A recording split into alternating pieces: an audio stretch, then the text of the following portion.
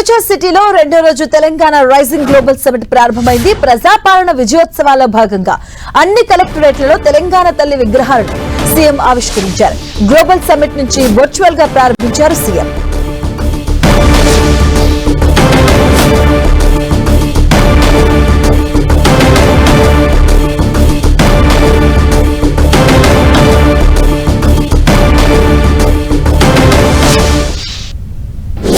తెలంగాణ రాష్ట్రం ఏర్పడిన తర్వాత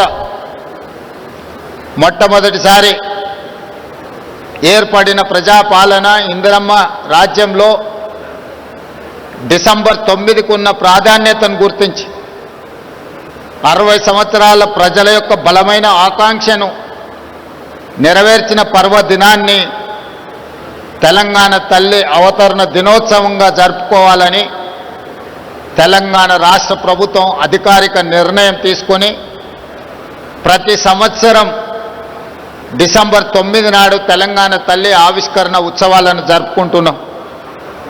అందులో భాగంగానే ఈనాడు పోయిన సంవత్సరం రాష్ట్ర పరిపాలనకు కేంద్రమైన సచివాలయంలో తెలంగాణ తల్లి విగ్రహ ఆవిష్కరణ చేసుకొని ఒక స్ఫూర్తిని పరిపాలనలో తీసుకొచ్చినాం. ఈనాడు తెలంగాణలో ఉన్న అన్ని జిల్లా కేంద్ర కార్యాలయాలలో తెలంగాణ తల్లి విగ్రహ ఆవిష్కరణను ఈ కార్యక్రమాన్ని జరుపుకోవడం ద్వారా ప్రజల యొక్క ఆలోచనను దళితులు, గిరిజనులు, ఆదివాసీలు, మైనారిటీల యొక్క ఆకాంక్షల్ని నెరవేర్చడానికి ప్రతినిత్యం స్ఫూర్తి పొందాలని తమ దినచర్య ప్రారంభమైనప్పుడు తెలంగాణ తల్లి యొక్క ఆశీర్వాదం స్ఫూర్తిని తీసుకొని సంక్షేమాన్ని, అభివృద్ధిని ముందుకు తీసుకెళ్లే విధంగా ఒక బలమైన సంకల్పాన్ని అందించాలి అని ఈనాడు మా ప్రభుత్వం నిర్ణయం తీసుకొని ఈ విగ్రహావిష్కరణ కార్యక్రమాన్ని మనం ప్రారంభించుకున్నాం.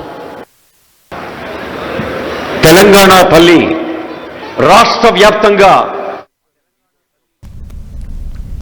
తెలంగాణ ఖ్యాతిని చాటేలే భారత్ ఫ్యూచర్ సిటీలో గ్లోబల్ సమిట్ కొనసాగుతుంది. తెలంగాణకు తొలి రోజే రికార్డు స్థాయిలో పెట్టుబడులు వచ్చాయి.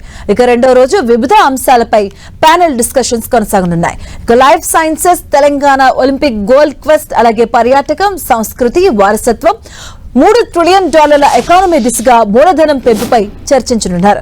అనంతరం అందరికీ అందుబాటులో గృహాలు, మూసీ పునర్జీవనం, పట్టణ, గ్రామీణ ప్రాంతాల్లో రవాణాపై సెషన్స్ ఉంటాయి. మధ్యాహ్నం Bharat future city, is of doing business, global capacity సెంటర్లు, పీపీపీ పెట్టుబడులపై చర్చలు జరగనున్నాయి. ఇక ఇదే వేదికపై తెలంగాణ రైజింగ్ 2047 విజన్ డాక్యుమెంట్ ను విడుదల చేయబోతున్నారు.